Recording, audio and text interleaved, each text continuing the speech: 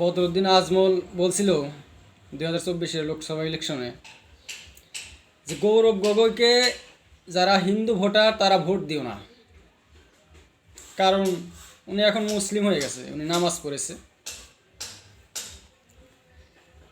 হিন্দু ভোটাররা ভোট দেওয়া যাবে না গৌরব গগৈকে, মুসলমান হয়ে গেছে, নামাজ পড়েছে জন্যে।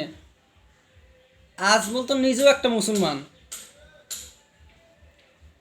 তো ইউডিএফকে ভোট দেওয়া যাবে? ইউডিএফ যে নামাজি, আর যারা নামাজ পড়বে তাদেরকে ভোট দেওয়া যাবে না, এটা কোন ধরনের আইন? আর মুসলমানরা ফির কেন ভোট দিবে হিন্দুরা যদি না দেয়? ভোটের ক্ষেত্রে তো সবাই সমান, ভোটের মধ্যে আবার হিন্দু মুসলমান কিসের?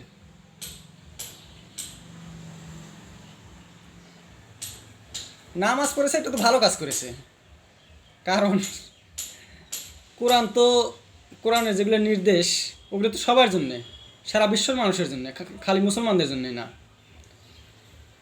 তো গৌরব গগৈ যে নামাজ পড়েছে এটা তো অনেক, আমি একজন মুসলমান হিসাবে আমার কাছে তো এটা একদম গৌরবেরই কাজ করেছে, সম্মানীয়, অনেক সম্মানীয় কাজ। তো এই যে নামাজের জন্যে ভোট দেওয়া যাবে না গৌরব গগৈকে, এই ধরনের একটা মুসলিম হয়ে এই ধরনের ভাষণ দেওয়াটা কত বড় জালেমি হইতে পারে? নামাজের বিরোধিতা করা এইটা একদমই বড় জালেমের কাজ। তো ইমন জালেম আজমল, বদরুদ্দিন আজমল, ইউডিএফের যে সভাপতি, এমপি,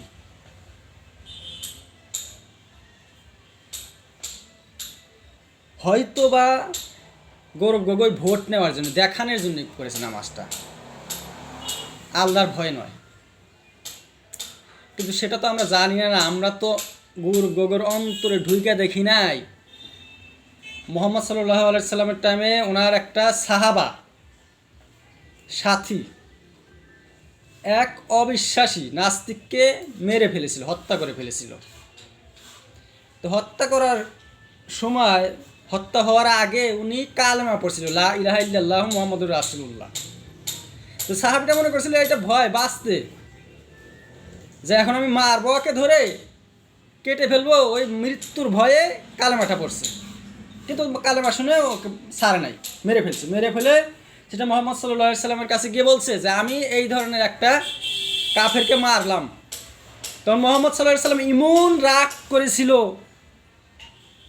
শুনছিল যে কালেমা পড়েছে। তুই কি ওর ভিতরে অন্তরে ঢুকে দেখেছিলি যে ওই তুই ভয়ে, মৃত্যুর ভয়ে কালেমা পড়েছে, না সত্যি আল্লাহর ভয়ে কালেমা পড়েছে? তুই যখন মারলি তুই দেখেছিলি ওকে? অনেক রাগ করেছিল। সাহাবাটা বলছিল যে এত রাগ যে হইতে পারে মুহাম্মদ সাল্লাল্লাহু আলাইহি সাল্লাম আমি কল্পনা করি নাই। এই ধরনের সে গৌরব গগৈ যে দেখাইতে নামাজ পড়েছে, ভোটের জন্য নামাজ পড়েছে, না কিসের নামাজ পড়েছে আমরা তো সে দেখি না। আর গৌরব গগৈ যেহেতু নিজে মুগ্ধা বলেও নাই, তা কাজে একজন মুসলমান হিসাবে আমার কি উচিত, আজমলের কি উচিত? এটাকে সম্মান করা, একজন নামাজি বলে মনে করা। কিন্তু এই নামাজকে এই ধরনের ধিক্কার দেওয়া, তাকে ভোট দেওয়া উচিত নয়। এমন নিকৃষ্ট কে আর হইতে পারে? মৌলানা উনি একটা, মাদ্রাসায় পড়েছে, দেওবন্দে ডিগ্রি নিয়ে আছে, তারপরেও এই ধরনের কথাবার্তা। কোন জ্ঞান আছে কি ধর্মর? টুপি মাথায় দিয়ে তো ঘুরে।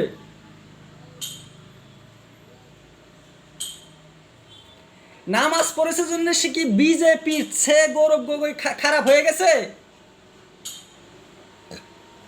অবশ্য যে সমস্যাতে গৌরব গগৈ দাঁড়িয়ে আছে সেখানে আজমলের জিতার কোনো চান্স নাই। ইউডিএফের বিজেপি ক্যান্ডিডেট জিতবে যদি গৌরব গগৈ না জিতে, তার মানে বিজেপিকে জিতানোর জন্য এই ধরনের ভাষণ দিছে আজমল। গৌরব গগৈ সে বিজেপি লিডারদের সে এমনি খারাপ নাকি? নামাজ পড়ার জন্য এত খারাপ হয়ে গেছে গৌরব গগৈ? যারা নামাজের বিরোধী, উত্তরপ্রদেশে নামাজ পড়া বন্ধ করে দিয়েছে যোগী আদিত্যনাথ, সে বিজেপি, তাদের চাই কি গৌরব গগৈ খারাপ?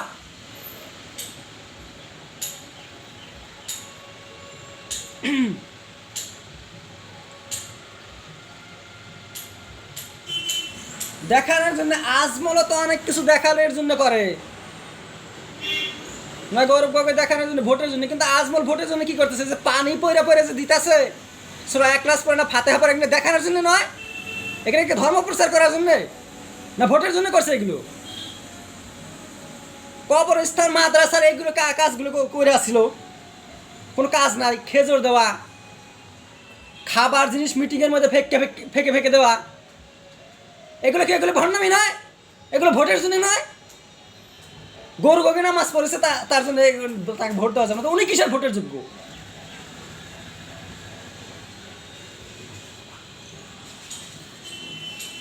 দোয়া করে মিটিংয়ের মধ্যে আজমল,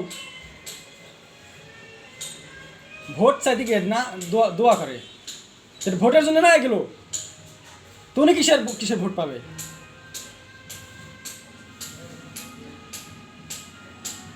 একদিকে বল যে আজমলের ছেলে বলছিল 2021-এর অ্যাসেম্বলি ইলেকশনে যে দাড়ি টুপি আলার সরকার হবে।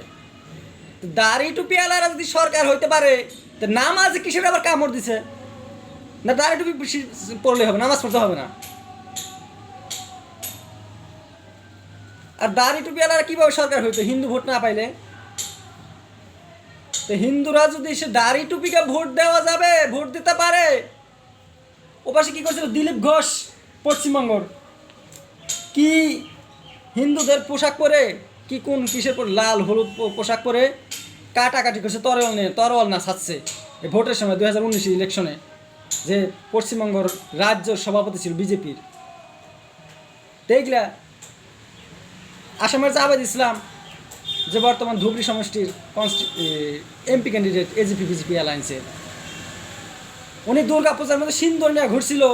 তো এইগুলোকে যদি ভোট দেওয়া চলে, এইগুলোর বিরুদ্ধে আজমলের মুখ কিছু বের হয় না, আর গৌরব গগৈকে ভোট দেওয়া যাবে না বলছে।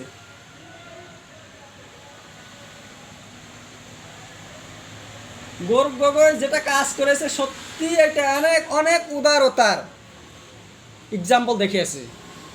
একটা হিন্দু ব্যক্তি হয়ে, হিন্দু লিডার হয়ে যে নামাজ পড়েছে, এটা নিজেকে অনেক ছোট দেখিয়েছে, নিচা হয়েছে, নত হয়েছে। তো এই ধরনের লিডার দরকার, যারা ভেদভাব রাখে না। এই ধরনের উদার লিডারদের দরকার দুনিয়ার মধ্যে। দুনিয়ার যে যুদ্ধ হবে, বিশ্বযুদ্ধ হবে, সেইগুলো থেকে বাঁচতে, হিংসা থেকে, কমিউনিজম থেকে বাঁচতে, তো এই ধরনের গৌরব গগৈর মতো। কিন্তু আজমল হয়েছে নোংরা কোন কাজ? অন্ধরা কিছু ভালো জিনিস দেখবে না।